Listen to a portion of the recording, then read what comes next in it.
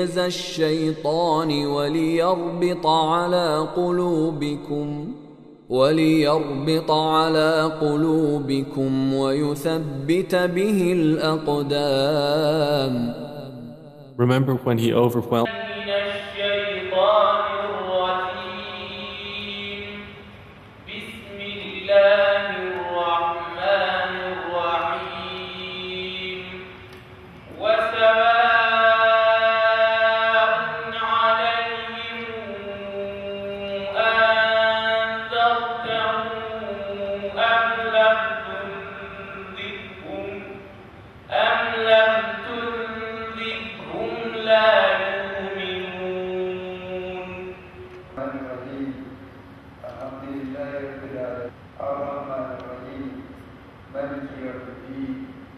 إياك نعبد وإياك نستعين اهدنا الصراط المستقيم صراط الذين أنعمت عليهم غير المغضوب عليهم ولا الضالين آمين. اللهم صل على سيدنا محمد الفاتح لما أغلق والخاتم لما سبق ناصر الحق بالحق والهادي إلى صراطك المستقيم وعلى آله حق قدره ومقداره العظيم. سبحان ربك رب العزة عما يصفون وسلام على المرسلين والحمد لله رب العالمين. بسم الله الرحمن الرحيم. وسواء عليهم أنذرتهم أم لم تنذرهم لا يؤمنون. وسواء عليهم the Almighty Allah in describing the attitude of the unbelievers to the Prophet peace and blessings be upon him, that they made up their mind not to believe in the message that Abariya was sent was sent in front of them and in their command. That is, they would never listen to that admonition except it. It is alive for them. Whether you want them, I'm not to or you don't want them, they will never believe. But that doesn't mean you should abandon your responsibility of admonition.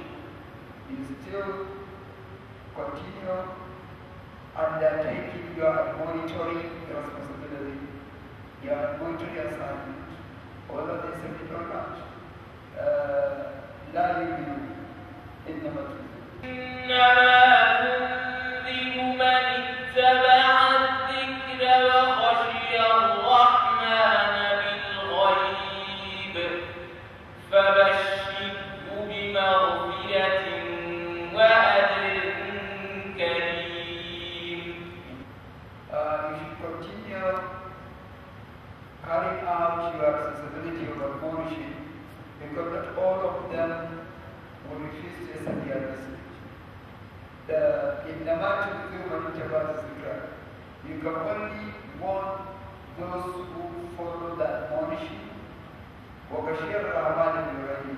That is, you can only warn him who follows the admonition and fears the Almighty Allah in the unseen. That is, despite the fact that matters of the hereafter lie beyond his perception. Matters of life lie beyond his perception. He can perceive nothing in terms of the issues mentioned, issues about hereafter, or issues about the Almighty Allah. That he fears the Almighty Allah. Such kind of a person that believes, that fears the merciful Lord, despite the fact that he cannot see him, but he believes in him, give him a glad tidings, the magfirati of our forgiveness, wa'atin kareem, and a tremendous, generous reward in the hereafter.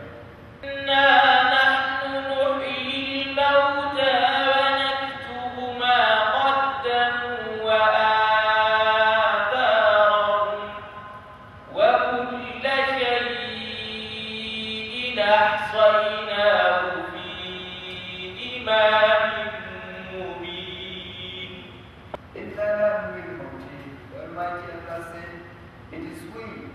that revive the dead people from their graves. وَنَكْتُبُ مَا قَدَّمُوا, then we take down what they have sent in terms of righteous deeds, وَآثَارُهُ, and what they left behind in terms of righteous deeds as well. Whether righteous deeds or evil deeds, will record them in their books of record. What they are advanced in terms of righteous deeds will be recorded. And what they left behind in terms of righteous deeds it will be recorded. What they advance in terms of evil deeds will be recorded. And what they left behind in terms of evil deeds will be recorded as well. وَنَكْتُبُ مَا قَدَّمُوا وَآثَارُهُ. What somebody advanced in terms of righteousness, what he did, is what he performed while sitting alive. What he left behind might be probably consisted of certain deeds that were referred to by a particular tradition of the Prophet, peace and blessings be upon him, where he said, إِذَا مَاتَ ابْنُ آدَمَ انقطع عمله إلا من ثلاث. ولد الثاني يكتب له أو ابن ينتفع به أو صدقة جارية. When the human being dies, then his righteous deeds, all his deeds will come to a standstill the moment he dies. That is, there will be no further deeds that will be recorded for him after his death, except only with three things. That is, he might leave behind a righteous son that will keep praying for him after his demise. Secondly, he might leave behind knowledge that will be used by knowledge seekers and that will reach him in his grave even after his death. Then the third one is Sadaqatul Jariyah, that is running charity that will never stop.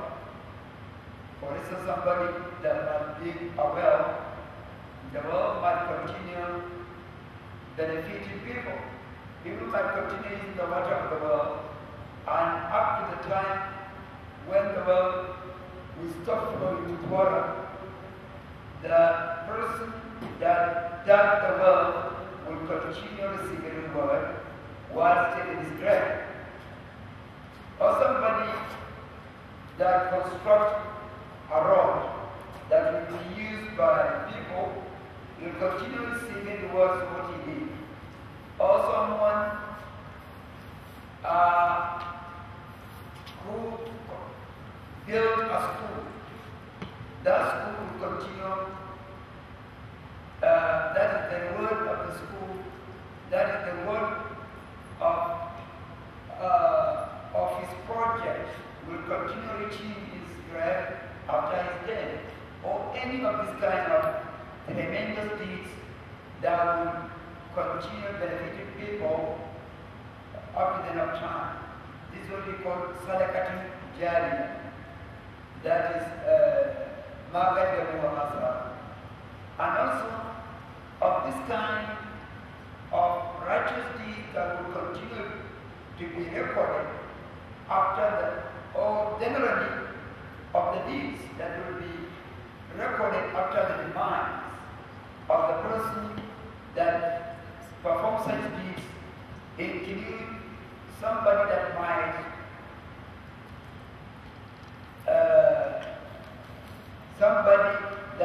may make a presentation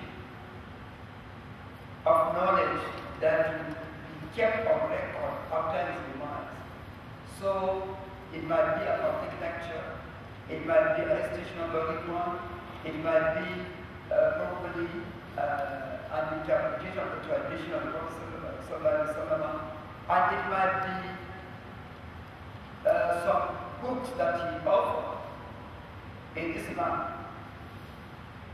Such kind of deeds will continue benefiting the person that did them while still in his grave. And if it is evil deeds also, it will bring the person after his death. For example, if you teach somebody a particular evil deed, and you are no more. So as long as he continues with such evil deeds, whenever he commits such evil deeds, you have your commission. This is made clear by a tradition rendered by Imam Muslim in his collection, where he reported from the Prophet sallallahu alaihi wasallam. The Prophet sallallahu alaihi wasallam said, "Man sanna fil Islam sunnatan hasanatan, falahu ajruha wa ajru man amila biha ila yawm al-qiyamah, wa la yunqasu min ujurihim shay'a. Wa man sanna sunnatan sayyi'atan, fa alayhi wizruha wa wizru man amila biha ila yawm al-qiyamah, wa la yunqasu min awzarihim shay'a." Whoever teaches, whoever established or originated a particular deed, that somebody that came up with a righteous deed that was not in use before, then he will have his full reward of innovation, because it's somebody coming up with something new, yet it is righteous. He will have full entitlement of this reward of the righteous deed, as well as of those who emulated him. Whenever somebody emulates him, you will get the reward of that person, the full reward of the deed of that particular person that emulated him, and without having the deed, without having the reward of the emulator diminished or reduced. The same thing is true of the case of somebody that came up with an evil innovation. He innovated an evil deed that was not exercised before. He will have his full entitlement of innovation of such evil deeds, as well as a commission from anyone that emulated him. The commission will be proportionate to the deed of the emulator. That is, whatever the emulator will get in terms of the point, he too will have it in addition to what he had in the first place. Just like in another tradition, the Prophet said, whoever committed murder, right from the time when the first son of Adam committed murder, whoever committed murder after that person, the sins will be recorded against the first son of Adam that committed murder here on earth. That is Khalid. إننا بالموتى ونكتب ما قدموا وأثروا. Here, when we say somebody coming up with a righteous deed that was not in use before in Islam, it might sound paradoxical to those who always claim that they are fighting for the cause of Sunnah and they are the defendants of the Orthodox in Islam, and that this tradition, the Prophet said in Khalid, whoever established a righteous deed, come up with a righteous deed that was not being exercised before, he will have full entitlement for what he came up with, as far as those who give it. The tradition is clear. And Imam Nawawi, the famous scholar of tradition, while giving interpretation to this particular tradition, he said this included some azkar that some scholars, this included some azkar that some scholars come up with, and they have their beliefs related to them, meaning that this had never been considered an innovation by all the authorities, all the authoritative scholars in Islam. No authoritative scholar considered righteous devotions that the sheikhs of the Tasawwuf give to their students as innovation. There was none. There is no any authoritative scholar in the history of Islam that condemned such askar as innovation. Except of course of recent, when you have some people who pretend to be scholars, who claim scholarship, condemning such things. Because, of course, when they come to condemn it, they might succeed in convincing feeble-minded Muslims. For instance, when they tell you, for any devotion, for any act of devotion to be valid, there must be a divine command. Is it not logical? It is. The Almighty Allah must command you to worship Him, and you will be there to decide what and how the worship should be performed, and of what quantity, if it is properly askar or anything. Here there is some logical in the argument. And this is one. Secondly, they will say there must be a divine order in establishing any act of devotion. One. Secondly, there must be a precedent from the Prophet. The Prophet must set a precedent in reducing that divine order to practice. Only for the Muslim to emulate the Prophet exactly the way he performed that particular act of devotion. No more, no less. They shouldn't increase to what the Prophet performed, nor should they decrease. That is the argument of the schools of Salafis or Wahhabis. In most cases, they sometimes succeed in convincing feeble-minded Muslims. But the problem here is that what they tend to ignore is that for any obligatory act of devotion, there must be a divine order. There is no doubt about it. And there must be a precedent from the Prophet ﷺ. As long as such act of devotion is considered obligatory and mandatory. But if it is nawafil, if it is tatawwuf, that is nocturnal devotions or optional devotions, in this case, Muslims are free to perform the devotions as long as it is in conformity with the teachings of Islam. For example, the tradition rendered by both Bukhari and Muslim in their respective collections on the authority of Bilal ibn Rabah. Bilal said the Prophet once called him and asked him, what act of devotion do you perform that I heard your footsteps in paradise in front of me? Bilal said, well, my dear Prophet, I cannot point at any particular act of devotion that might be responsible for this fire, except that I do not stay without ablution. And whenever I have one, then I will perform at least 2 rak'ahs. That is my routine. The Prophet said, then it must be as a result of this. So stick to it. Without coming up with what?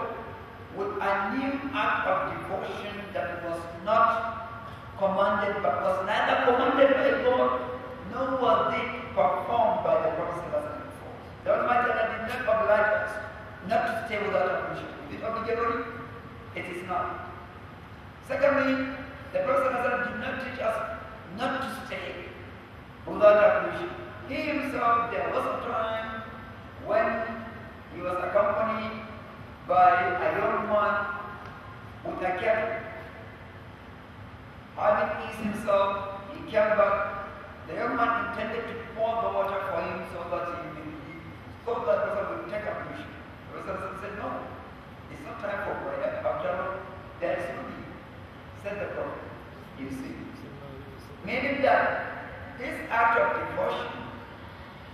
that Bilal came up with was not practiced by the Prophet. Yet the Prophet affirmed him and even encouraged him to stick to it. This is one. Secondly, that means that unless somebody claims that this act of devotion is obligatory of all Muslims, then we demand a clear divine order and a practice by the Prophet. But unless he doesn't make such claim, then there is no question, there is no point claiming that he neglected a particular devotion, act of devotion. Secondly, there was a particular companion who was appointed the Imam of the mosque of Quba by the Prophet. You know, when the city of Medina grew in population, the Prophet appointed imams for different words and districts. Quba used to have an imam appointed by the Prophet for that is the mosque of Quba, the famous mosque of Quba that is praised in the Holy Quran, Surat, the Masjid al-Taqwa, min Ahab. So the imam came up with a new practice that the companions were not used to. Whenever he came to pray, having recited Fatiha and any other chapter, then he would always add Surat al-Ikhlas before bowing down. Before bowing. And in every rak'ah after Fatiha and Surah, we will add Surat al-Ikhlas. Those he used to conduct in prayer protested and said, no, this is an innovation. We have never heard the Prophet doing this. He said, well, you are at liberty to either pray with me or you pray alone. You are under no compulsion to pray behind me. But as for me, I will never change my pattern. So, these people, they did not want to abandon him because he was more educated.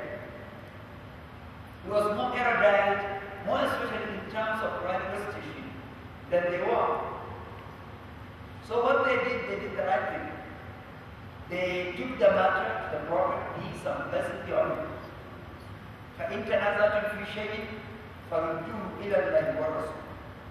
Whenever you have a conflict of any kind about religion, you should take the matter to the Almighty Allah and to His Apostle. To the Almighty Allah, of course, the Holy Quran. To His Apostle, of course, to the Prophet. Oh, Prophet of God, we come to complain about the Imam you appointed for us. He innovated a new practice in his prayer. Whenever he comes to pray, after I recited Fatiha and Surah, we will always add Surat al-Ikhlas. And we have never seen you doing so. We demanded for explanation. He said, we were under no obligation to pray behind him. We can pray alone if we so want. The Prophet turned to the Imam and asked him, is it true? He said, yes, oh my dear Prophet. The Prophet said to him, why won't you pray with them the way they want? Why do you always add something like that? The man said, oh my dear Prophet, I do this because I love something like so much. The Prophet said, if you see you in paradise, it is because of your love for this chapter. It is your love for this chapter that will take you to paradise. Nothing else. You see, the Prophet confirming on this that he innovated a new practice, a new pattern of prayer, but since it is in conformity with the general teachings of Islam, the way prayer was taught by the Holy Quran, the Prophet confirmed on this. He didn't say, well, would you want to tell me that you love something much more than I do? Have you ever seen me reciting something in every rak'ah? The Prophet didn't say so. Rather, he confirmed. He said you can continue doing this. It's an innovation.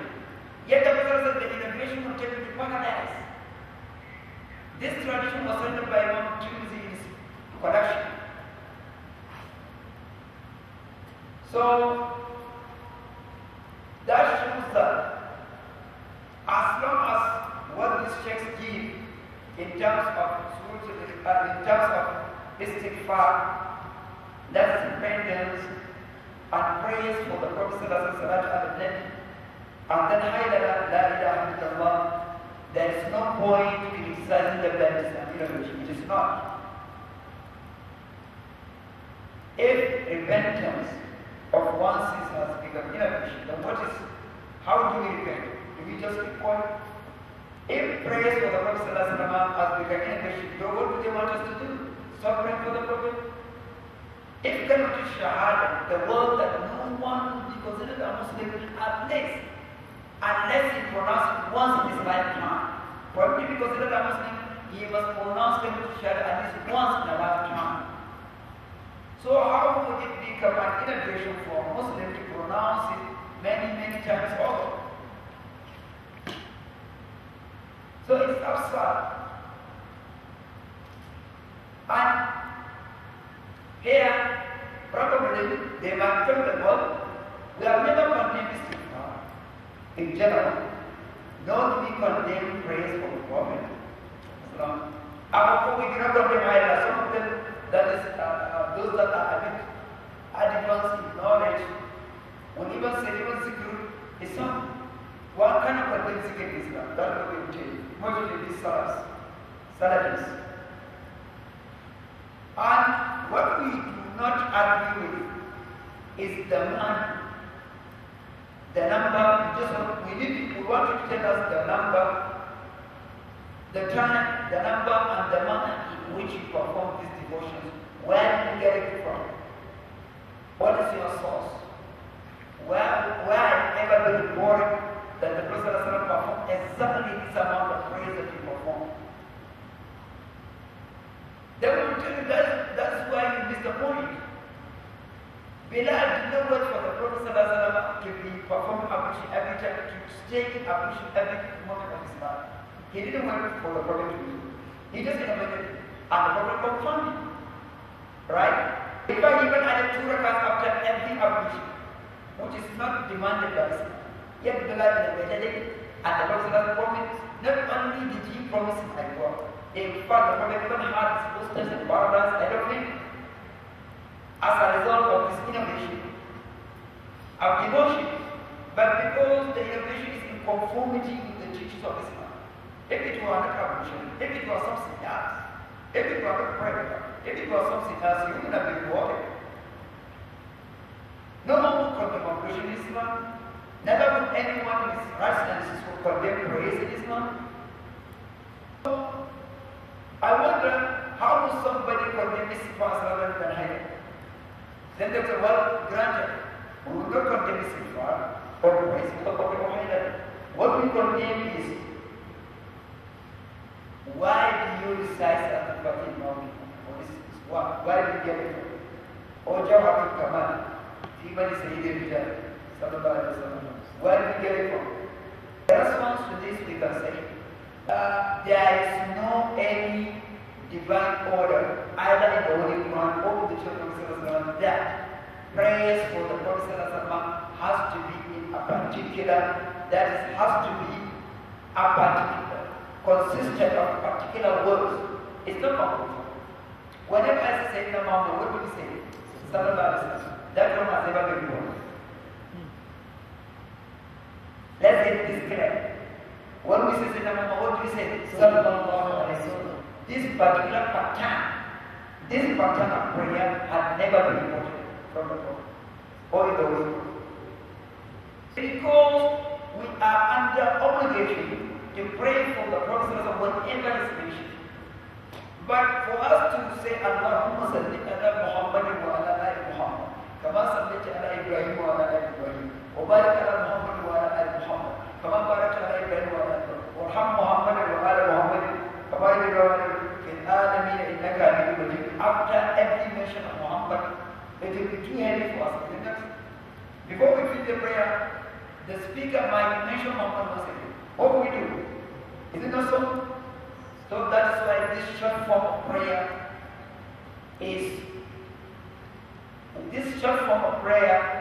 was brought up by Surat for us to make things easier for us.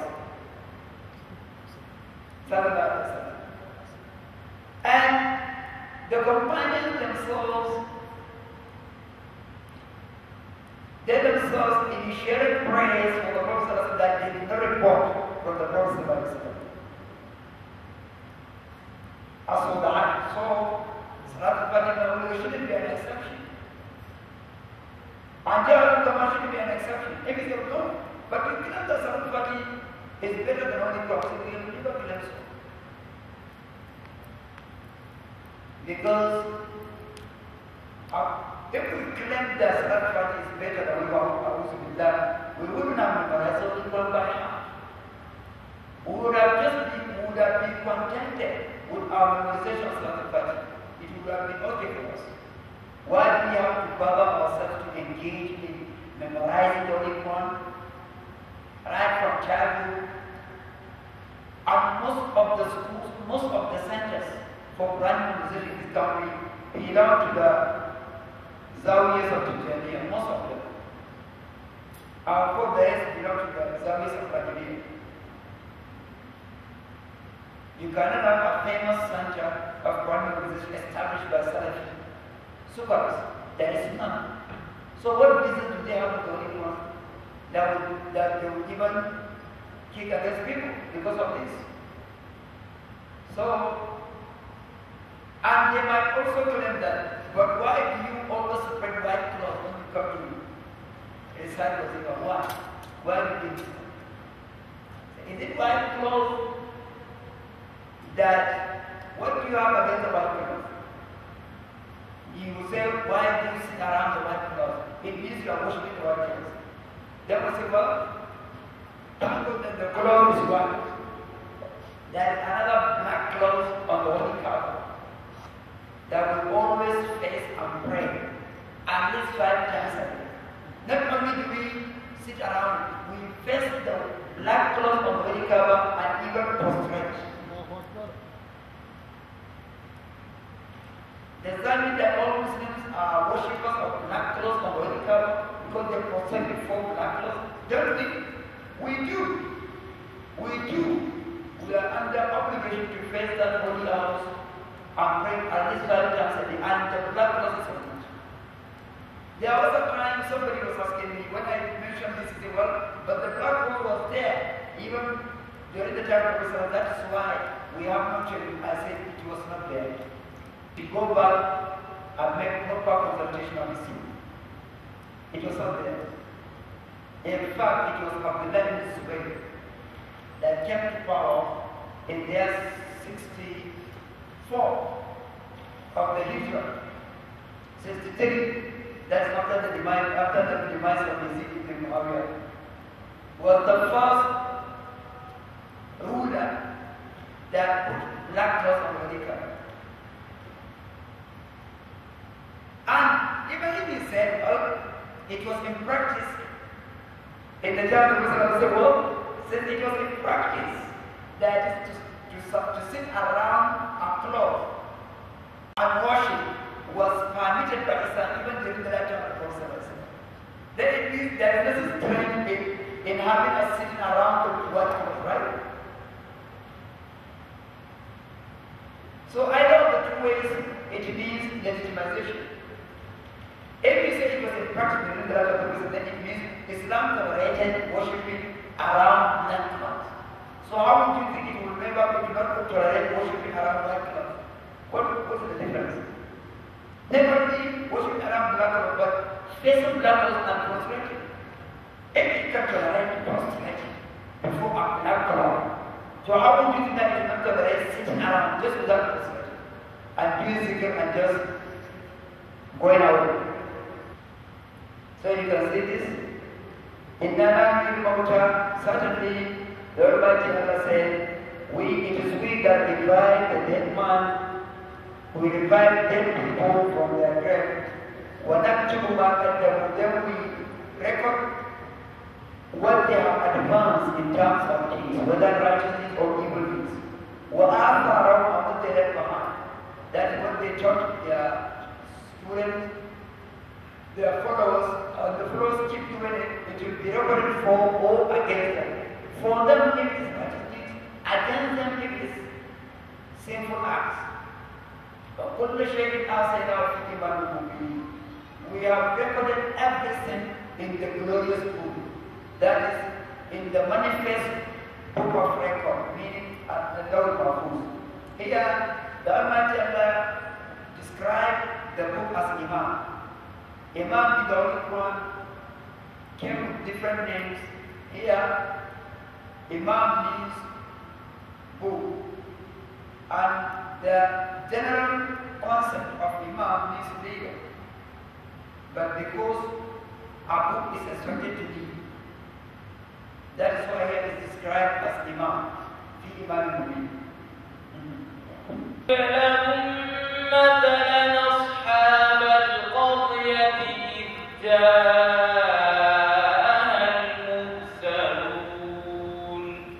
God, strike a parable for them, for the people of the city of Antioch.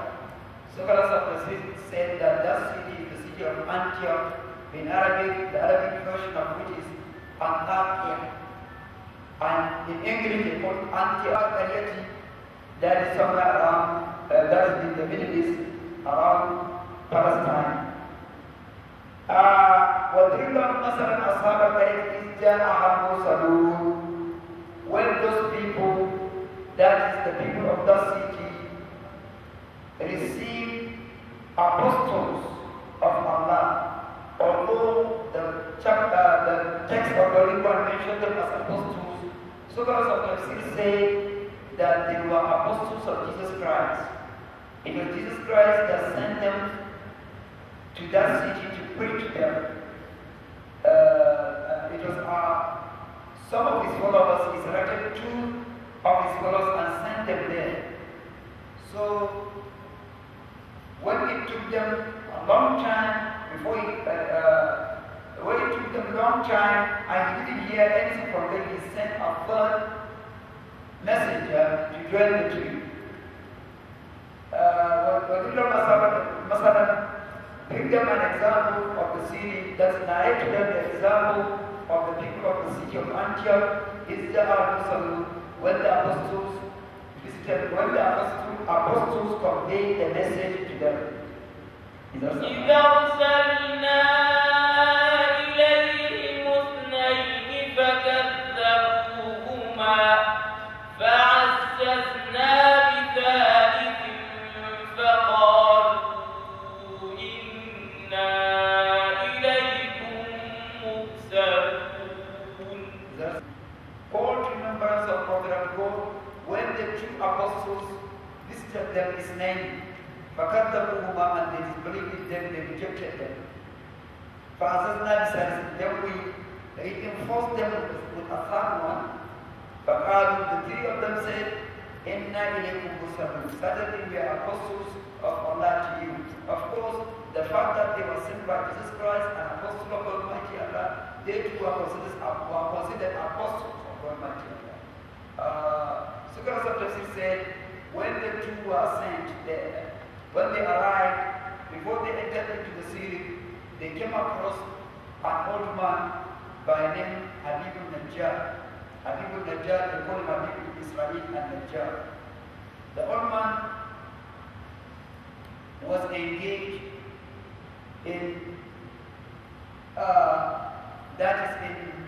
in constructing idols for the people of that city. So that was his profession, his occupation. They encountered him. In fact, they found him in that is before they entered into the city. They came across him worshiping idols, and his occupation is to manufacture idols for worshippers to buy. They buy what they worship. it doesn't sound logical. How would you buy what you want to worship? That was his motivation. And in addition, that man spent years worshipping idols because they said he had an ailing boy. And the element of that boy was turned to all sorts of medicine and means of cure. So when the apostles arrived, he narrated his ordeal to them. They said, well, then if we are to cure your ailing boy, will you accept the message?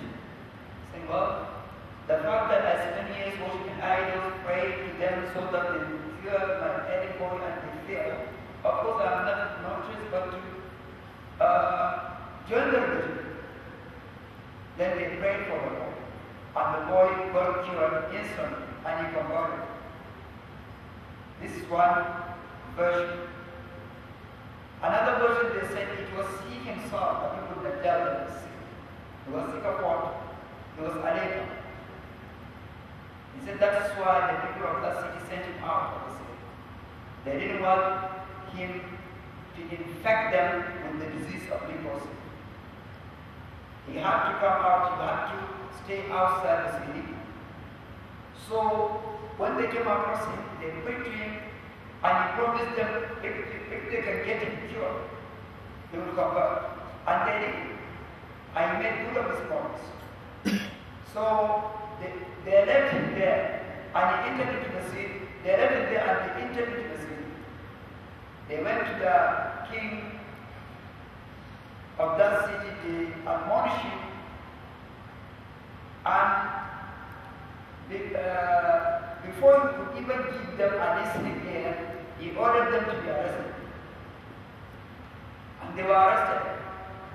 Then when Jesus Christ waited to hear from them, and he didn't hear any story about them, he sent a third one. The first two that were sent, one of them whose name was given as Sayyadi. The second one, his name was given as Usman, while the third one is Shamun. So Jesus Christ dispatched Shamun to join them. When Shamun went there, he was very smart. He didn't go straight and identify with them. What he did was to establish a cordial relationship with the people of that city without them even knowing his religious identity. He was very nice to them, and they were very happy with him. And in fact, they enjoyed the relationship with him to the extent that they took him to their king.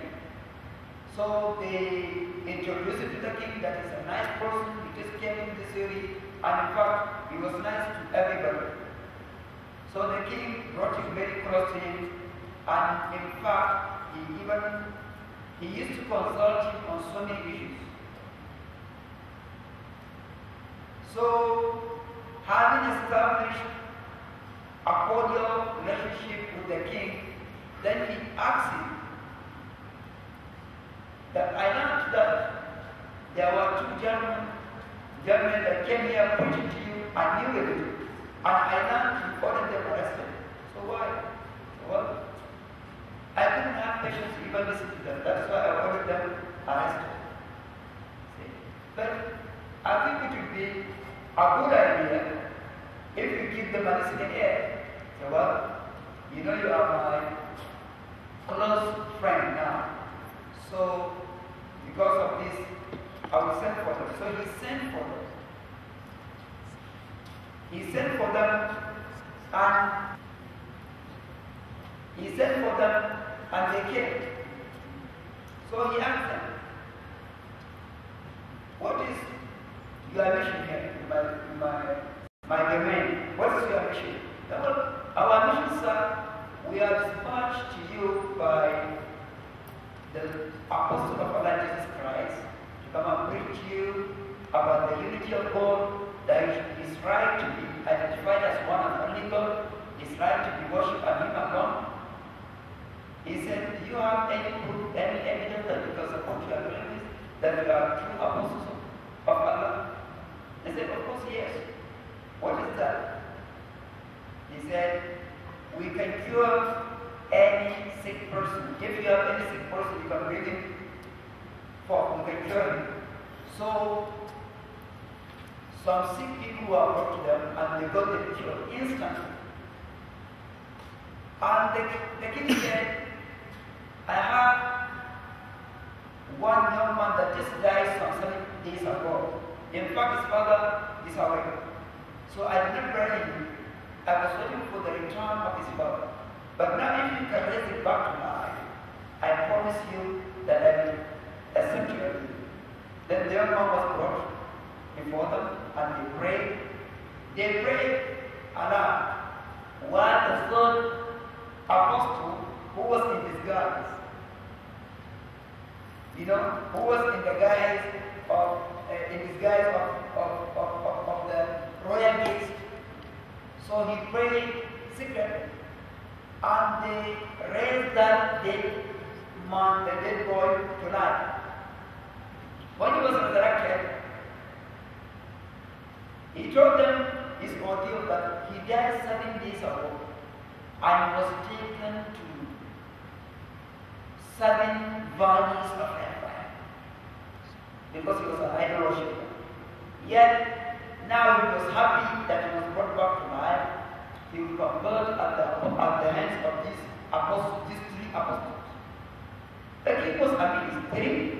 We see only 2 apostles. We said 3. It's almost 3. Who is the 3rd one? He pointed at Shamu. That is the royal base. The king was shocked. Are you on the same mission? They said, of course, sir, I'm on the same mission.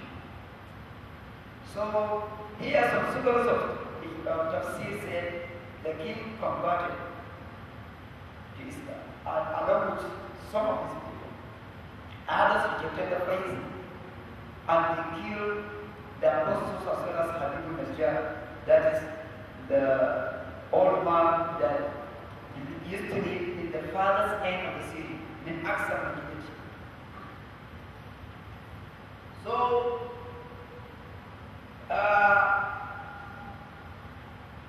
according to those who said the king did not accept the religion, they said the king ordered them to be killed, the 3 apostles.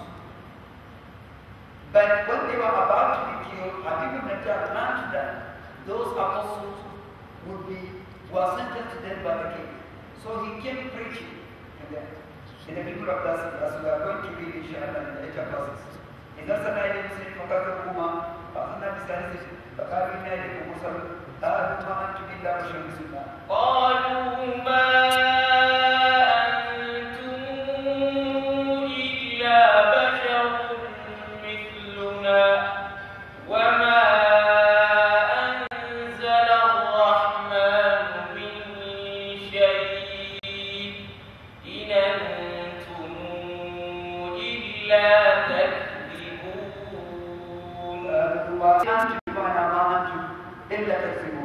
You are nothing but liars. You just come here to lie to us so that you have some control over us and our resources. So we'll never believe in you. That is the common claim of unbelievers. Whenever they see prophets, they will say that you are nothing mortals like us. This same thing was addressed to Prophet Noah by his people. فقال المرء الذي يقول ما نراك إلا بشرا مثلنا وما نراك اتبعك إلا الذين أرادنا باديا. The leaders of the city, the city of the people of Prophet Noah, addressing that you are nothing but a common man like us. And the same thing was true of the people of Prophet Hud as well as Prophet Saleh, Prophet Shu'aib, and all the prophets, in fact, including us. The only difference between the unbelievers of the prophets who came before their prophet, they used to address their prophets openly and directly that you are nothing but mortals like us. In the case of their prophet, they felt too ashamed as hardened unbelievers as naked pagans were, but they felt too ashamed to address the prophet directly that you are nothing but mortals like us. No. What they said, ذكر الناس حسابهم والبيضة مولدهم ما يأتي من ذكر ربهم محدث إلا وهم يلعبون لا Surah Najwa, you can see that Isra and Najwa, the whole secret meeting, secret conference in which they will say, because of Isra. This is nothing but a common mortal like you. After that, would you follow sorcery while you can see clearly that it is sorcery, why would you follow? So you can see here, if you find some people claiming to be Muslims today, addressing Prophet as a common man, saying that the Prophet is a common mortal. That's what they used to say. That is the Wahhabis, scholars, they used to claim that the Prophet is a common man. Why? They said he himself was commanded by God to say to him, I am nothing but a common man like you. Of course, the Prophet is in a position to address himself in whatever manner he wants. In fact, when he said this, it represents the manner in which he was trained by God. He said, even those who observe protocols, for instance, take for example, today world leaders, because of the what we call, they must observe protocol when they come to address their subjects.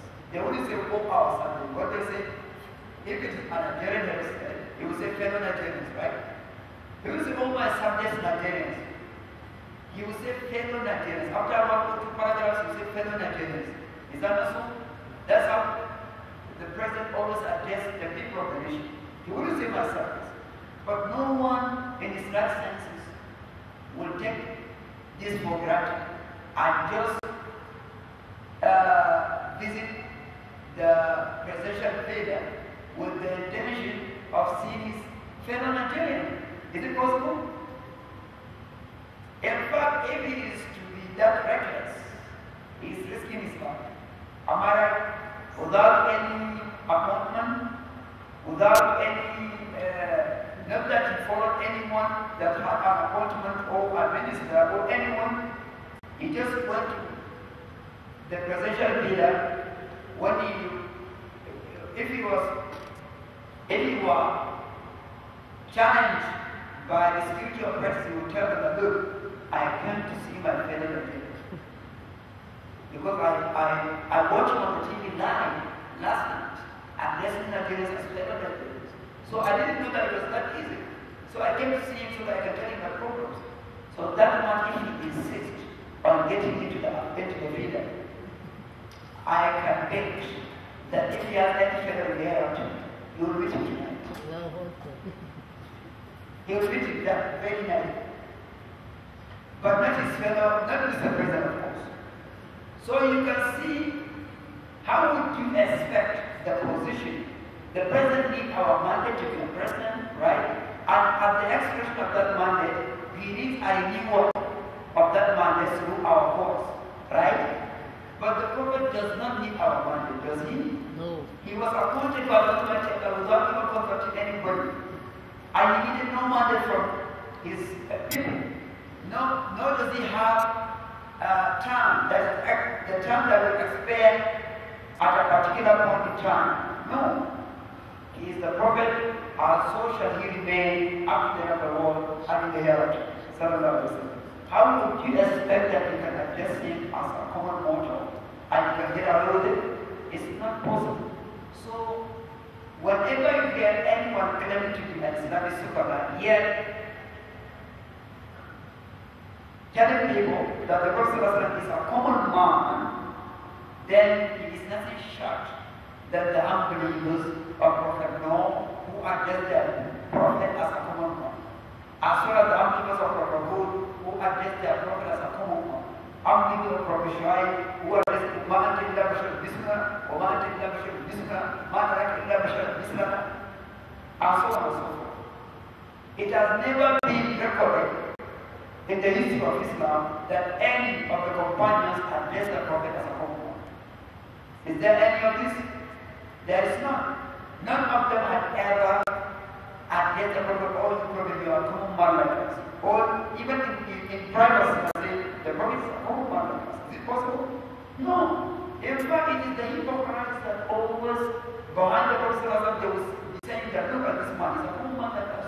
He doesn't profit me. Is that not how the hypocrites used to say? That's what they always say. When the Prophet commanded his companions to go around in search of the necklace of his wife, say that Aisha they started saying, look at this man. Claiming profit. Yet, he asked us to go around to check the necklace of his wife. The Almighty that sent him wouldn't tell him where the necklace of his wife is. Was it not what they said? Because as far as they were concerned, he was a common man. But the Prophet ﷺ showed them that he was not a common man.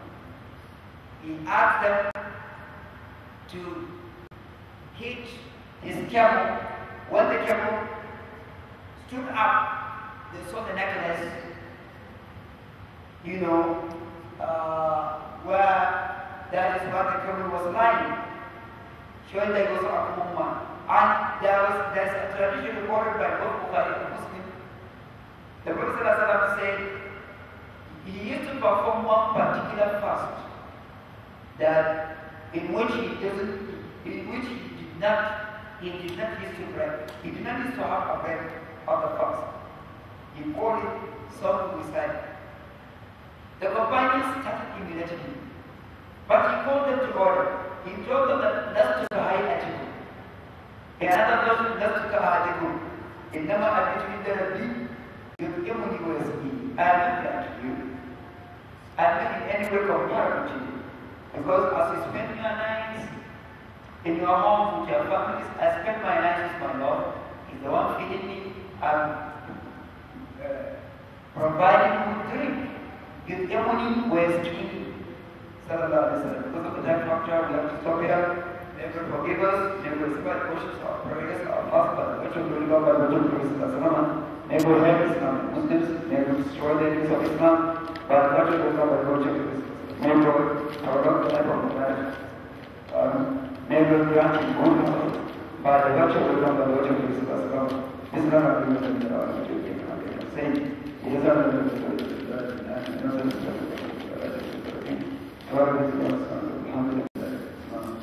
الشيطان وليربط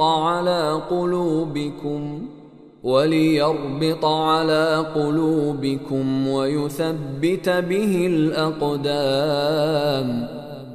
Remember when he overwhelmed you with drowsiness, giving security from him, and sent down upon you from the sky rain by which to purify you and remove from you the evil suggestions of Satan, and to make steadfast your heart.